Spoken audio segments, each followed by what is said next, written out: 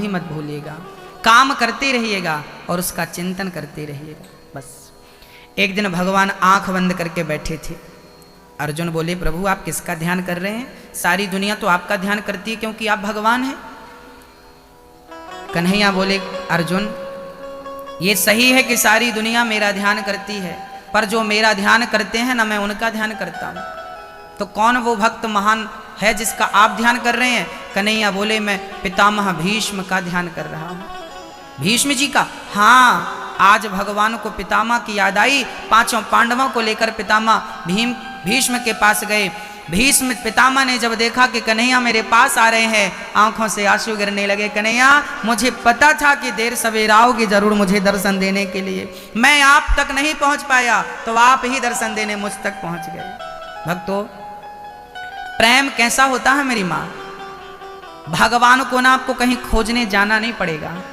यदि प्रेम है, जटायु ने सीता माँ की रक्षा के लिए रावण से पंगा लिया, रावण ने जटायु के पंख काट दिए। जटायु राम राम कहता जमीन पे गिर पड़ा। किसी ने कहा, जटायु क्या तुम्हें पता नहीं था कि रावण से पंगा लोगे तो परिणाम यही होगा? पंख काट दिए, अब बोलो तुम राम के पास कैसे जाओगे? जटायु ने कहा, भाई जब तक मेरे पंख थे तो जिम्मेदारी मेरी थी राम के पास जाने की, अब तो पंख नहीं है, अब तो जिम्मेदारी राम की है मेरे पास आने की। और लो, वो जिम्मेदारी बखूबी मेरे राम ने निभाई या नहीं? यदि शक्ति है आपकी उस तक जाने की तो जाइए, और शक्ति नहीं है तो प्रेम करिए। जहां खड़े होकर उसे प्रेम से पुकारेंगे, आपको जाना नहीं पड़ेगा, वो खुद चलकर आपके पास आएगा। उस प्रकार का प्रेम तो हो, भक्ति तो हो। हम बने तो पहले। पितामह भीष्म देखकर हाथ जोड़कर मन से प्रार्थना करने लगे, कन्हैया जब आपने मेरी प्रतिज्ञा को रखने के लिए अपनी प्रतिज्ञा तोड़ी, वो दिवस मुझे याद है। महाभारत के युद्ध में कृष्ण ने प्रतिज्ञा ले रखी थी कि मैं अस्त्र शस्त्र को नहीं उठाऊंगा, और पितामह भीष्म ने प्रतिज्ञा ली थी कि आप अस्त्र शस्त्र नहीं उठाएंगे, पर मैं आपको अस्त्र शस्त्र उठवा के रहूंगा। एक तरफ भगवान की प्रतिज्ञा थी, दूसरी तरफ भक्त की प्रतिज्ञा थी। देखना यह था कि आज जीत किसकी होती है, भगवान की या भक्त की। क्या हुआ? आज पितामह भीष्म ने बाणों की बरसात कर दी अर्जुन पर।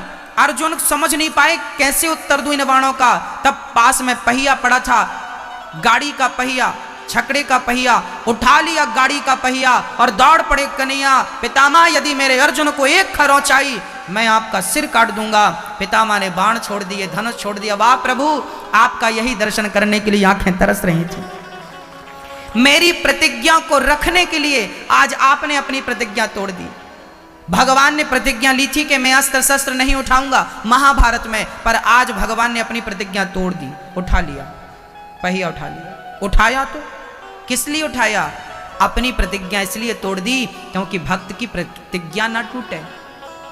कभी कभी बच्चा पिता के संग खेलता है तो पिताजी खेल खेल में बच्चे से हार जाते हैं, केवल इसलिए हार जाते हैं कि मेरा बच्चा जीत जाए। उसे जिताने के लिए बाप हार जाता है, ऐसे भक्त को जिताने के लिए भगवान हार जाता है। आज हार गए भगवान और पितामह भीष्म को जिता दिया। ऐसे महान भीष्म पितामह को भगवान कृष्ण ने प्रणाम किया पांडवों सहित। पितामह ने कहा, प्रभु मेरी आखिरी इच्छा क्या आप पूरी करेंगे? हाँ हाँ कहिए, क्या इच्छा है? तब पितामह ने कहा कि प्रभु मेरी इच्छा है कि मेरी बिटिया से आप विवाह कर लीजिए।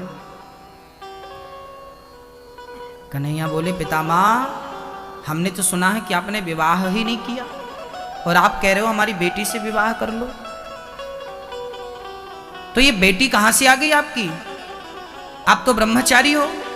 पितामह ने कहा, हाँ मैं ब्रह्मचारी हूं, मैंने विवाह नहीं किया, तो बेटी कहां से आ गई? तब पितामह ने कहा, प्रभु जो मेरी बुद्धि है, ये बुद्धि ही मेरी पुत्री है, ये बुद्धि यहाँ वहां ना डोले, कहीं और ना लग जाए, इसलिए मैं आपके चरणों में अपनी बुद्धि समर्पित करना चाहता हूँ। मेरी बुद्धि को स्वीकार कर लीजिए ताकि आपके चरणों का चिंतन करती रहे। जैसे पत्नी सदा पति के चरणों का चिंतन करती रहती है, ऐसे मेरी पत्नी मेरी बुद्धि को अपनी पत्नी मानकर मेरी बुद्धि से विवाह कर लीजिए ताकि मेरी बुद्धि आपके अतिरिक्त किसी का चिंतन ना करे। धन्य है पितामह जो भगवान के सिवा भक्तों जब भी बैठो जहां भी बैठो कोशिश ये करो कि भगवान की चर्चा हो, भगवान का चिंतन हो, क्योंकि उनके सिवा संसार सब फीका और अधूरा है। भक्तों आप कितनी भी सुख सुविधाएं संसार की पालें, पर सत्य ये नहीं है एक दिन इन सब को छोड़कर वहीं जाना है।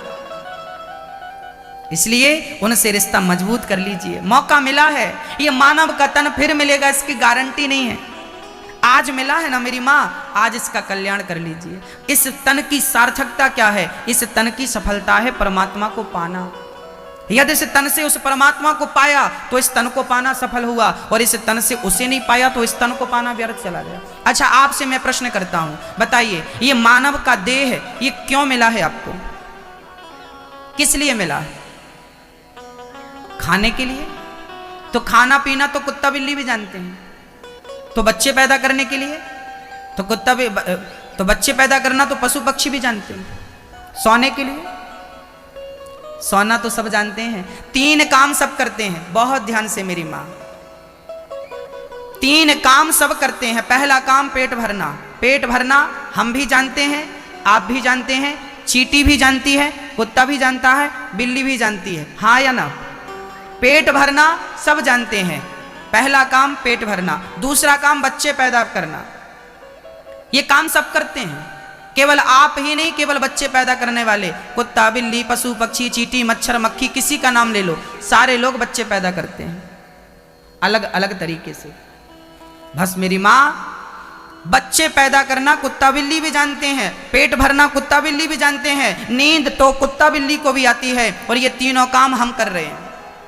यदि यही करना था तो भगवान ने तुम्हें मनुष्य क्यों बनाया है? कुत्ता बिल्ली के शरीर से भी तो ये काम हो सकते थे।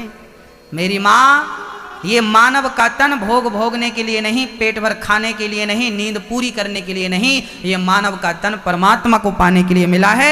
84 लाख योनियां हैं, उन योनियों में केवल मानव का तन ऐसा है जिस शरीर से उस परमात्मा को पाया जा सकता है। कुत्ता बिल्ली पशु पक्षी किसी के शरीर से उस विधाता को पाया जाए तो बता दो।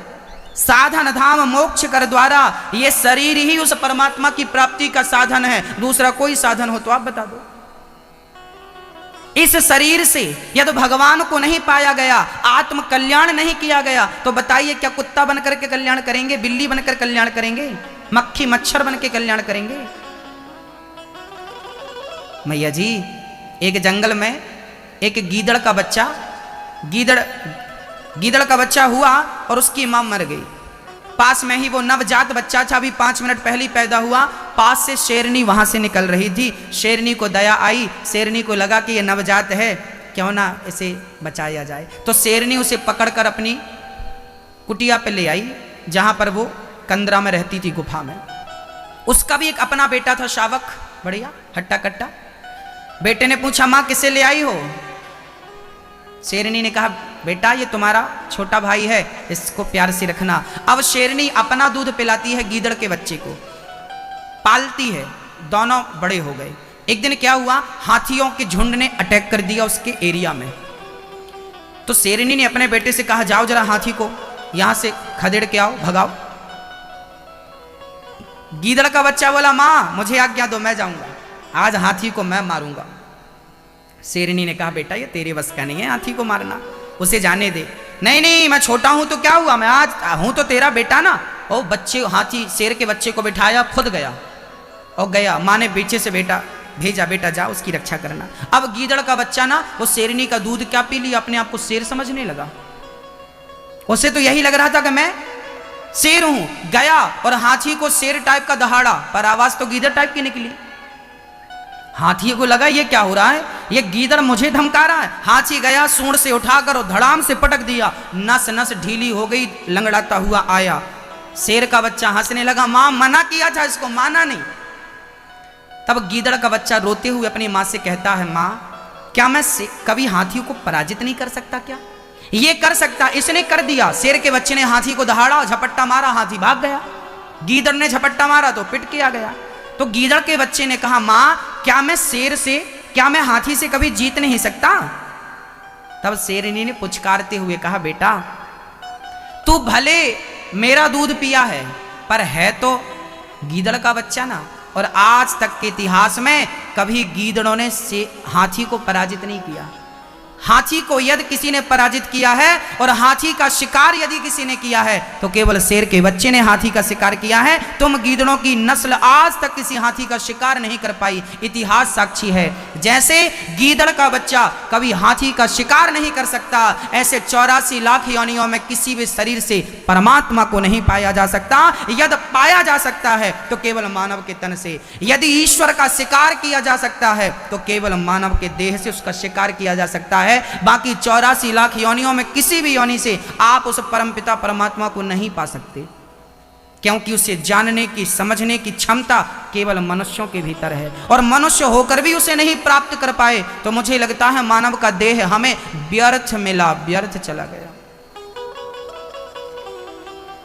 हाँ भक्तों, भीष्म पितामह ने भगवान की स्तुति की और चरणों में प्रणाम किया। प्राण निकल गए, पितामह का संस्कार किया। भगवान पितामह को सदगति देते हैं और बड़े प्रेम से भगवान द्वारिका जाते हैं, जहां भगवान का विधिवत स्वागत सम्मान होता। भगवान गए हैं, परीक्षित का जन्म हुआ है और परीक्षित ने कलयुग में जैसे ही भगवान 125 वर्ष की लीला पूरी करके धराधाम छोड़कर गए, कलयुग आ गया और कलयुग के आते ही अत्याचार बढ़ गया। एक दिन एक गाय और बछड़े को काला सादमी पांव से पाद प्रहार कर रहा था। परीक्षित को लगा कौन है भाई, पूछो तो सही। परीक्षित ने कहा भाई को भगवान आप कौन हैं? काला सादमी बोला महाराज लोग मुझे कलयुग कहते हैं। अच्छा तुम कलयुग हो, चलो निकल जाओ मेरे नगर से। कलयुग बोला महाराज।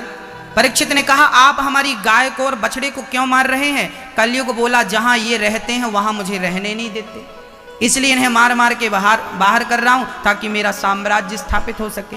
जहां गौ सेवा होती है ना भक्तों, वहां की बुद्धि, वहां के लोगों की बुद्धि विचार अच्छे होते हैं। आजकल लोग गाय की सेवा नहीं करते, कुत्तों की सेवा में लगे हैं। एक सज्जन ने घर के बाहर लिख रखा था कुत्तों से सावधान। अब ये बताइए कुत्तों से सावधान जिस घर में लिखा हो उस घर में रहता कौन है? ये बताइए कौन रहता? लिखा ही है कुत्तों से सावधान,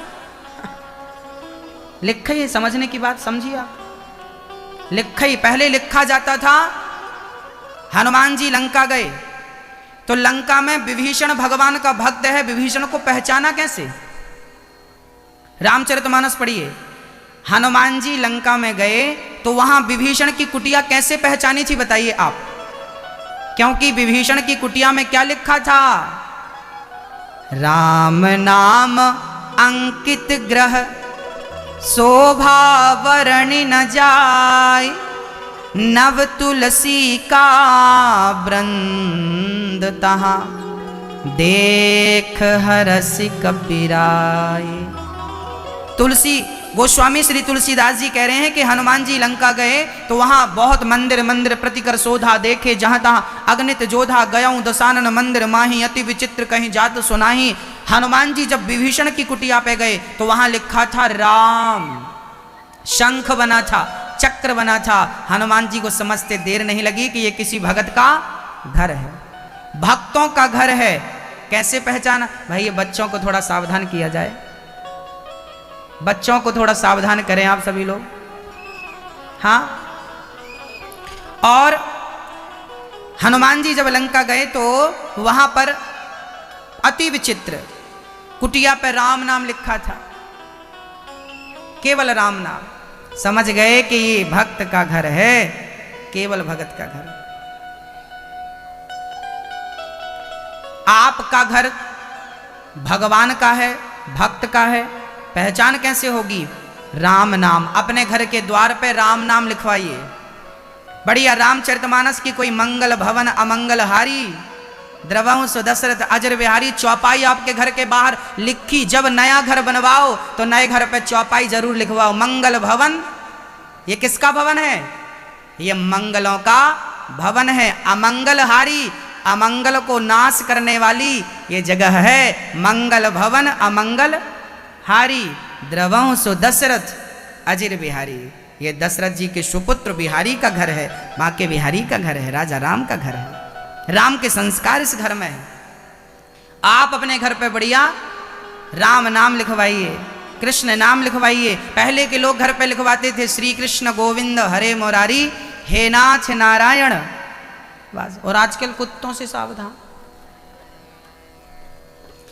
राजा परीक्षित ने कहा मूर्ख तुम कलयुग यहां से निकल जाओ। कलयुग ने कहा महाराज मैं बहुत बुरा हूं पर मुझ में एक अच्छाई है। मैया जी आप बताओ कलयुग अच्छा है या बुरा है? बोलो कलयुग अच्छा है कि बुरा है? मैया जी बुरा है तो बताओ बुरा है, अच्छा है तो बताओ अच्छा है। भैया जी आप बताइए कलयुग अच्छा है कि बुरा है? कलयुग बहुत अच्छा है। कलयुग जैसा सतयुग भी नहीं है, कलयुग जैसा त्रेता युग भी नहीं है, कलयुग जैसा द्वापर युग भी नहीं है। क्या फायदे हैं कलयुग में? बोले कृते यध्यायते विष्णुम त्रेतायाम यजतो मखई द्वापरे परिचर्यायाम कलौ केशव कीर्तनाथ। सतयुग में यज्ञ करने से जो गति मिलती थी, त्रेता में सेवा करने से जो गति मिलती थी, द्वापर में सेवा करने से, यज्ञ करने से, तपस्या करने से, समाधि लगाने से जो गति मिलती थी वही गति कलयुग में केवल भगवान का नाम जपने मात्र से मिल जाती है। ये कलयुग का प्रभाव है। ध्यान करना पड़ता था सतयुग में कृते अध्यायते विष्णु त्रेतायाम यजतो, त्रेता युग में यज्ञ करना पड़ता था। द्वापरे परिचर्यायाम, द्वापर में सेवा करनी पड़ती थी, तब ऐसी गतियां मिलती थी। इतनी परिश्रम मेहनत के बाद वही गति कलयुग में केवल नाम लेने से मिल जाती है। कलयुग केवल नाम आधारा सुमरि सुमरि नर उतरही। यदि भवसागर से पार जाना हो तो भगवान का नाम लेने की आदत बना लीजिए। काम करते रहो नाम जपते रहो, मन से गोविंद गोपाल गाते चलो। याद आवेगी उसको कभी ना कभी, मेरी विनती सुनेगा कभी ना कभी। ऐसा विश्वास मन में जगाते चलो, मन से गोविंद गोपाल गाते चलो। काम करते रहो भाई मैया जी और भैया जी, और नाम जपते रहो। राजा परीक्षित ने कलयुग की अच्छाई देखकर कलयुग को रहने के 4 कमरे बनवाए। कलयुग कहां कहां रहता है बहुत ध्यान से सुनिए। कलयुग का पहला ठिकाना द्यूतम पानम स्त्रियः सूना यत्रा धर्मश्चतुर्विधा। कहां कहां रहता है कलयुग? बहुत ध्यान से सुनिएगा। कलयुग कहां कहां रहता? द्यूतम जुआ, जहां जुआ होता है वहां कलयुग होता। आपके जयपुर में जुआ होता कि नहीं? नहीं खेलते यहां के लोग? अच्छा सबसे ज्यादा जुआ कौन खेलता है? बूढ़े बूढ़े लोग, एक्सपायरी डेट वाले। एक दादाजी जुआ खेल रहे थे। हमने कहा दादाजी जुआ क्यों खेल रहे हैं? अरे महाराज जी जुआ नहीं है, ये टाइम पास कर रहे हैं। हमने कहा लो बुढ़ापे में टाइम पास कर रहे हो, अब आप क्या टाइम पास करोगे? अब टाइम खुद आपको पास करने वाला है। हाँ, ये बुढ़ापे में टाइम पास करने के लिए बुढ़ापा। अरे राम राम जपो, ये राम नाम जपने के लिए बुढ़ापा है। मौका मिला है जप लो, बाद में चाहोगे जपना तो जप नहीं पाओगे। जुआ खेल रहे हैं बताओ। और लोग कहते हैं ना बच्चे बिगड़ रहे हैं, बच्चे नहीं बिगड़ रहे हैं, बूढ़े बिगड़ रहे हैं। बच्चे कम बिगड़ रहे हैं, बूढ़े ज्यादा बिगड़ रहे हैं। पहले के दादाजी अपने नाती का हाथ पकड़ के मंदिर ले जाते थे। पहले के दादाजी अपने बच्चे को गोद में बिठा के रामचरितमानस पढ़ते थे, बच्चा सुनता था। पहले के दादाजी मंदिर में पूजा आरती के टाइम नाती को ले जाते थे। आप लोग जब छोटे छोटे थे तो आपके दादाजी आपको मंदिर ले जाते थे कि नहीं? और आजकल के दादाजी नाती को गोद में लेके जुआ खेलते हैं। अब बताइए ऐसे दादाओं से नाती ठीक बनेंगे? ऐसे दादाओं से नातियों को अच्छे संस्कार बनेंगे क्या? देश के बच्चों ने नुकसान कम किया है, बूढ़ों ने नुकसान ज्यादा किया, संस्कृति को नष्ट किया। मैया थोड़ा आगे आ जाओ, पीछे जगह नहीं बची, थोड़ा मेरी मां आगे आ जाइए। कलयुग का पहला ठिकाना क्या? द्यूतम। जहां जुआ होगा ना, जुआ खेलने से नाश नहीं होगा। जुआ खेलोगे तो नाश नहीं, सर्वनाश होगा। किसका हुआ? जुआ खेलने से सर्वनाश किसका हुआ? कौरवों ने जुआ खेला था, सर्वनाश हुआ कि नहीं? जुआ खेला था, एक भी कोई जुआ के बाद बचा हो तो बता दो। कौरवों ने जुआ खेला था भक्तों, उनका सर्वनाश हुआ। यदि कौरव जैसे लोग नहीं बच पाए जुआ खेल के, तो अरे गरे नत्थु खैरे क्या बचेंगे जुआ खेल के। ये जुआ सर्वनाश कर देता है। जहां जुआ है वहां कलयुग है। जुआ क्या करता है? बुद्धि भ्रष्ट कर देता है, बुद्धि बिगाड़ देता है। ये जुआ है। इसलिए अपने आप को, अपने बच्चों को जुआ से दूर रखें, अच्छे संस्कार दें ताकि वो जुआ इत्यादि का सेवन ना करें। दूसरा ठिकाना कलयुग का पानम। पानम बोले तो शराब। जहां शराब होती है ना भाई, वहां कलयुग होता है। शराब आपके यहां पीते कि नहीं लोग जयपुर में? हमने सुना आजकल माताएं भी पीने लगी हैं, सुना है,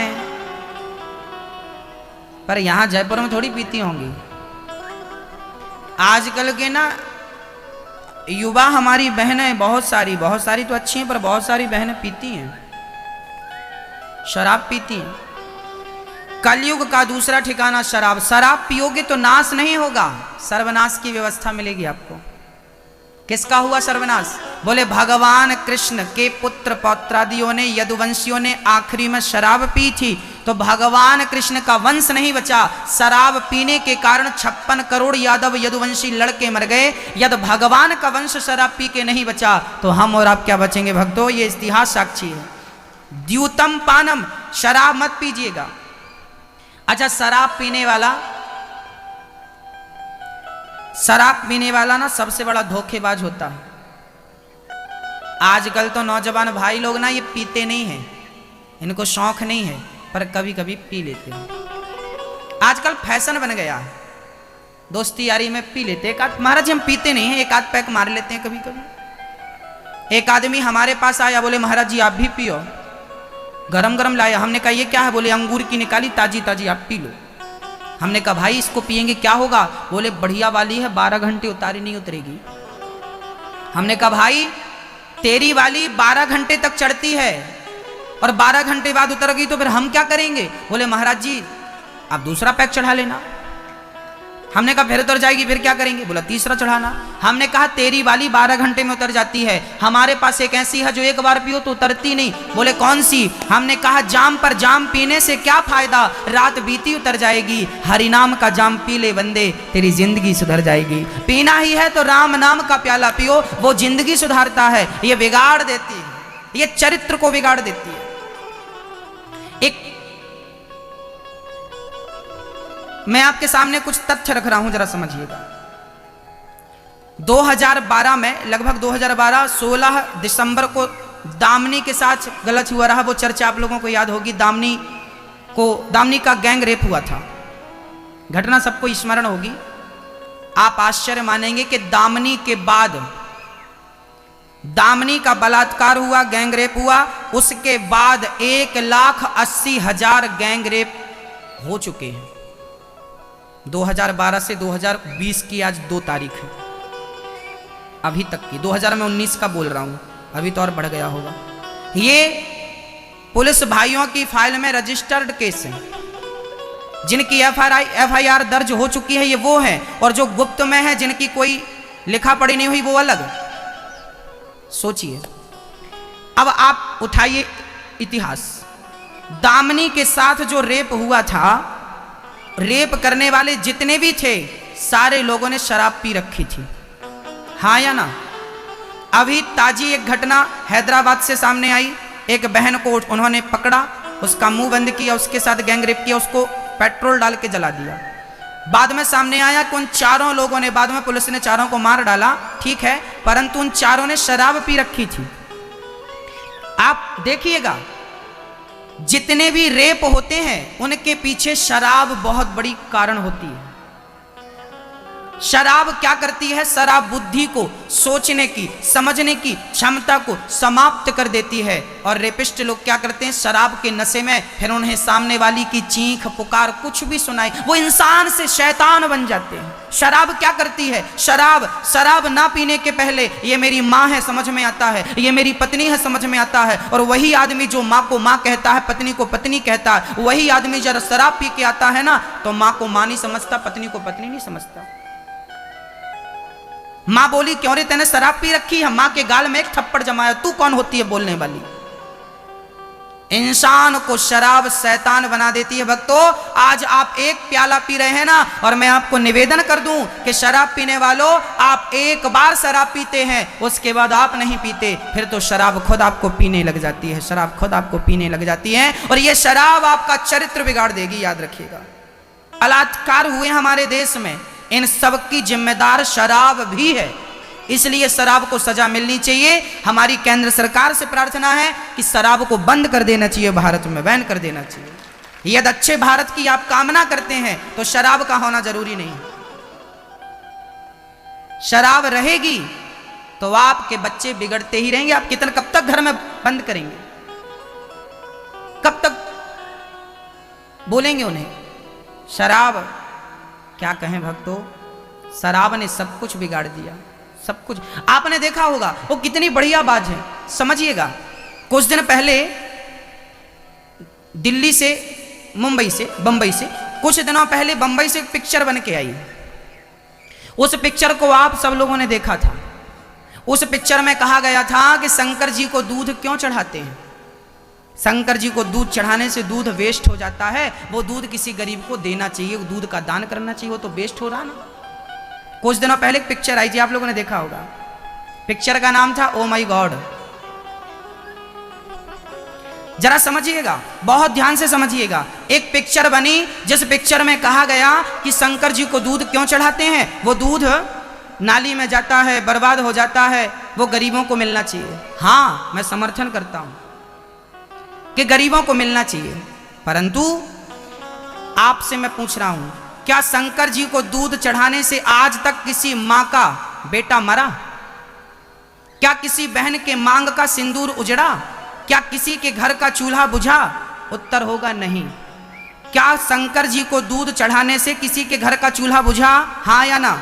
नहीं। किसी बहन के माथे से सिंदूर उजड़ा? नहीं। किसी बहन का भाई मरा? नहीं। किसी पत्नी का पति मरा? नहीं। किसी माँ का बेटा मरा? नहीं। परंतु शराब पीने से कितने घर के चूल्हे बुझ गए और कितनी बहनों के सिंदूर उजड़ गए, इसका जवाब कौन देगा? दूध ना चढ़ाओ इसके लिए पिक्चर बना डाली, पर शराब ना पियो इसकी कोई पिक्चर बनी अभी तक? आज के नौजवान भाइयों को क्या आज तक एक भी मैसेज मिला बंबई की तरफ से, पिक्चर बनाने वालों की तरफ से? आजकल बच्चों को क्या यह मैसेज मिला कि बेटा शराब नहीं पीनी चाहिए, दूध नहीं चढ़ाने की पिक्चर बना डाली, पर शराब नहीं पीना चाहिए? क्या शराब पीना अच्छी बात है? बोलो भाई, नहीं ना। आप लोग भी जब पिक्चर देख के आए ना, बात सही लगी, वाह वाह बात तो सही है। शंकर जी को दूध, शंकर जी का दूध 5 रुपए का आता है और शराब तुम्हारी 25-50 रुपए की आती है, 100 रुपए की आती है। शराब पीने से बना दी। अरे भाई, शंकर जी को दूध चढ़ाना ना चढ़ाना वो तो हमारी अपनी पर्सनल मर्जी है, मर्जी है तो चढ़ाएंगे, वो तो हमारी भक्ति का सब्जेक्ट है, वो तो हमारे मन का संबंध है, हमें अच्छा लगेगा हम चढ़ाएंगे। पर दूध चढ़ाने से किसी को नुकसान नहीं है बिल्कुल। और याद रखना, जिन्होंने पिक्चर बनाई उन लोगों को मैं बता दूं कि मंदिर के बाहर ही भिखारी बैठे रहते हैं। जहां बड़ी बड़ी टॉकीजों में, मॉलों में पिक्चर लगती है, वहां भिखारी नहीं होते, क्योंकि उन भिखारियों को भी पता होता है कि जो आदमी पिक्चर देखने आएगा वो कभी पैसा नहीं देगा, पर जो शंकर जी को दूध चढ़ाने आएगा वो 2 रुपए हमें भी दे करके जाएगा। उस भिखारी को पता होता है, इसलिए वो मॉल के बाहर नहीं मंदिर के बाहर बैठते हैं।